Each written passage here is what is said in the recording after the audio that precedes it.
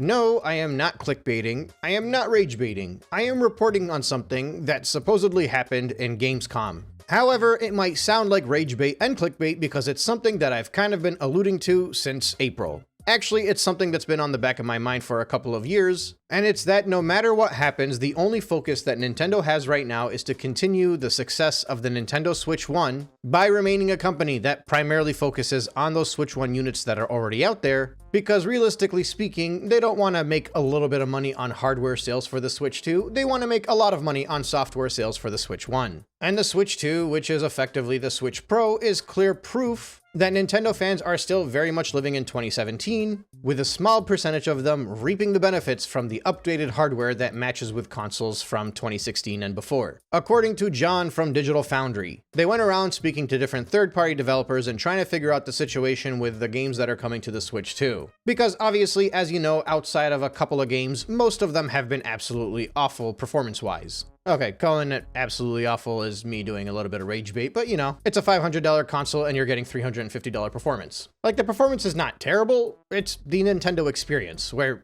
yeah, it's terrible, but Nintendo fans are okay with it. Well, half of them are because they don't care about the price point, but the other half were only okay with it because it was cheap. Budget experience at a premium price. Anyway, back on target. I'm gonna quote exactly what John said.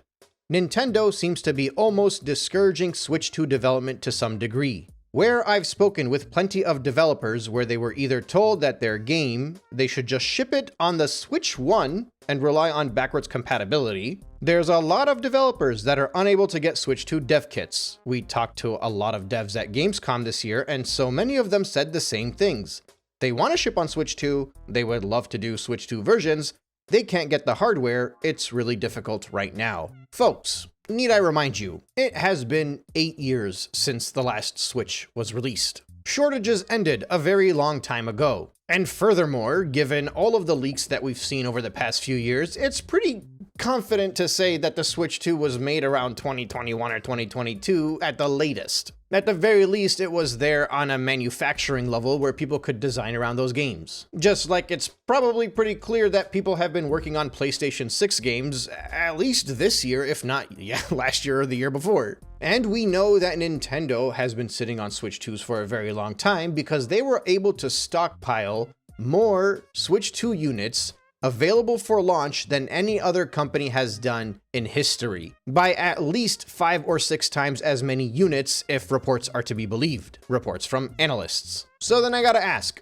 what's the excuse here? Because the only thing that makes very clear sense to me, and hopefully it's gonna start making more sense to people out there, is that the Switch 2 is just a continuation of the Switch 1 generation. And don't tell me, oh, they continued to support the 3DS for a couple of years and then they eventually cut that off. Because the 3DS games could not be played on the Switch. This is an entirely different situation. They're actually trying to do the Wii U over again. And I know that triggers a bunch of people because they're like, oh, what do you mean it's sold more than half of the Wii U in one day? No, that's not what I mean. I mean, when they released the Wii U, the reason they released a Wii U and called it the Wii U is because they wanted to continue the success from the Wii. And so they put the exact same controllers on the Wii U. They made it so that you can actually launch the exact same menu of the Wii, even though it was an extra button you had to push. And they wanted everybody to just think this was what you needed to get to evolve your Wii experience. Now, going from Switch 1 to Switch 2, there's only a couple of differences here. First, they switched the letter U to the number 2, because, you know, innovation doesn't exist in this company anymore, so they have to go generic. And the other thing is, Switch 1 games have not decreased in price. In fact, some of them are more expensive buying them for the Switch 2 than they were in the last console, as opposed to the days of the Wii U where you could get Wii games for very cheap by the time the U came out. So, during the time of the Wii U era, there were actually Wii U games being spit out for the console, and they needed to bring out those games because they wanted people to spend money on a good Wii U title instead of spending half the price on a Wii game. Whereas now with the Switch 2, they can just get people to go out and buy the same games again if they haven't already. And if they have bought those games, they can get people to spend an additional $10 to $20 on games that really don't deserve that price. Actually, I don't even think there's a $10 upgrade outside of the Zelda ones, and for that, they just wanted people to subscribe to NSO. So really, they're just trying to stretch out the Switch 1 experience. I mean, think about the games that got an upgrade pack. The most recent Mario Party was the slowest selling Mario Party on the original Switch because most people bought Super Mario Party or Mario Party Superstars. And now that they launched the Switch 2, they put Switch 2 edition Mario Party on the shelves, and it's actually selling better than people expected. Because as I've said before, when people go to the store and they get a new console and their parents or grandparents or whoever it is, and they want to buy gifts for their kids, they look on the shelf, they see Mario Kart, they see Mario Party, they pick them both up and they bring them to their children. So now they're basically able to increase the sales of Mario Party Jamboree with not only not dropping the price on the game, but now it costs $20 more if somebody wants to buy it at retail, and apparently people are buying it at retail now. They didn't launch with a 3D Mario title. You know what they did instead? They gave Mario Odyssey a facelift. So unless there's a giant announcement next month, it seems kind of obvious that they're just relying on Odyssey to carry over the 3D Mario flag for at least another few years. And mind you, it's already been 8 years. Whereas something like Smash Brothers, for example, they didn't give that any updates. And realistically with Smash, that's when the Switch 2 edition is going to jump in. So from a first-party angle, there's very clear signs that they are going to take forever to fully get into this whole Switch 2 generation, if that's even a thing. And from a third-party angle, they're like, we don't want you to make Switch 2 games. We want most of you to just make Switch 1 games because we need those games to keep selling. They want to have their cake and eat it too. And no, it's not exactly like Sony, because when you're buying a Sony product, the prices drop down eventually. When you're buying a Nintendo product, launch Nintendo Switch games are more expensive. Nintendo Switch consoles are more expensive. Or at least Nintendo wants them to be more expensive. Now the amiibos and all of the other games are going down in price because there's a surplus of inventory. So retailers are like, you're insane, I'm putting the price down. And the same thing happened with Sony. Sony decided to increase the price and the retailers are like, yeah, no, we're gonna keep it at the same price because we want these things to sell. There's a whole supply and demand and surpluses and shortages discussion that I wanna have soon, but I'm gonna save it for a different video. Anyway, so before I was thinking that third parties would see what Nintendo is doing and how they're clearly not moving on from the Switch 1. So they're like, why would I even bother with the Switch 2 edition when Nintendo's barely even staring into the new generation? But now it turns out that Nintendo is actively discouraging them making Switch 2 games. They're like, no dude, just develop for Switch 1. You'll get more sales and we'll make more money because Switch 1 and all of its units and everything just so much cheaper right now. We'll all make a killing on software sales because even the people that buy a Switch 2 will just buy that Switch 1 edition game. Continuing on with the discussion on Digital Foundry, Oliver said, I don't really understand the strategy because like you said, even now developers are struggling to get systems.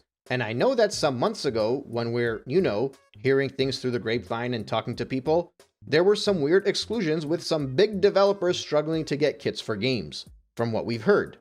And there were some weird inclusions as well, like some indies were included, which is nice to see, but like there's that campfire game, the kind of camera campfire game, and they're getting kits.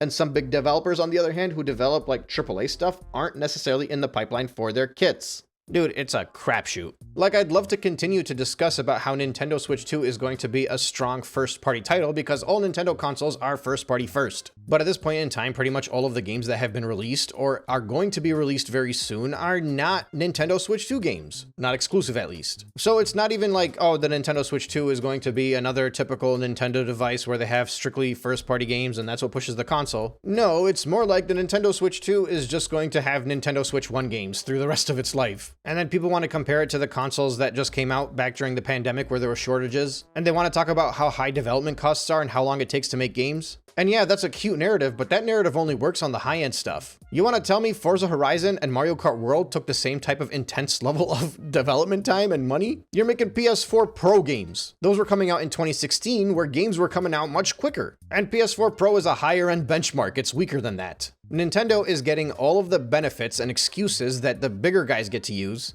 They're charging the prices that the bigger guys get to charge. And obviously when I say bigger, I'm strictly talking about their hardware, but they're still operating as if they are this small, family-friendly budget console. Like I've been saying, they're trying to have their cake and eat it too. We want people to cut them slack on the performance because it's a Nintendo console, right? We always get the slack is cut out for us. But we're charging what you charge for a PS5. We want people to forgive us for games taking forever to release because that's what the guys at Sony do. They take a couple years and then you get a big banger every now and then. But the tech and development required for those games is much more higher. It pushes the ceiling, and that's why they get so delayed. $70 is a standard industry price. Why are you okay with paying $70 for Last of Us but not for Kirby Air Riders? If I have to answer that question, I might actually slam my head into the wall. Look, no matter what you tell me right now, with the Switch Pro that was made 3 years ago and was recently released as a Switch 2, and they've had millions of units available at launch and they're still selling through those units, there is absolutely no excuse from a logistical standpoint that third-party developers do not have dev kits. There is just nothing. They've had time, they've had everything. The only thing they were afraid of was probably leaks, but that's not worth not having a launch lineup ready for your people that want to play games. And instead of having dev kits out to all of the third-party devs ahead of time, they would just rather people keep supporting the Switch 1. That's their #1 goal. The Switch 2 is a wasted console generation. It's not going to be a console generation. It's there to shut some people up for another 5 or 6 years where they can continue on with the success of the Nintendo Switch 1 until they're absolutely pushed against the wall and have to move on.